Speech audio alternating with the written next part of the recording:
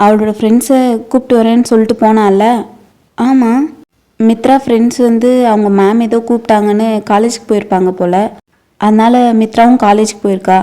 என்னடா இவர் ஏதோ புது கதையாக சொல்கிறாரு என்று மித்ரா மனதிலேயே நினைத்து கொண்டு என்னதான் கூறுகிறார் என்று கூர்மையாக அவர் கூறுவதையே கவனித்து கொண்டிருந்தார்.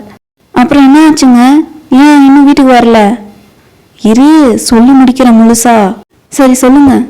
மித்ரா நம்மக்கிட்ட வந்து ஒரு ஃபேஷன் டிசைனிங் ட்ரெஸ் காம்படிஷன் இருக்குன்னு சொன்னா ஞாபகம் இருக்கா? அதுக்காக அவ ட்ரெஸ் கூட டிசைன் பண்ண போறதா சொன்னாலே. ஆமாங்க, ஞாபகம் இருக்கு. அந்த காம்படிஷனுக்கு கூட இன்னும் ஒரு 3-4 மாசம் இருக்கிறதா சொன்னாலே. அது வந்து 3-4 மாசத்துக்கு அப்புறம் இல்லையா, அது 3 நாள் கழிச்சு நடக்க போகுதான். என்ன சொல்றீங்க? ஆமா வள்ளி, அதுவும் இல்லாம அமெரிக்காவில் அந்த காம்படிஷன் நடக்க போகுதான். என்னது, அமெரிக்காலையா என்று வள்ளி மித்ராவை திரும்பி பார்த்தார். மித்ராவிற்கும் ஒன்றும் புரியவில்லை.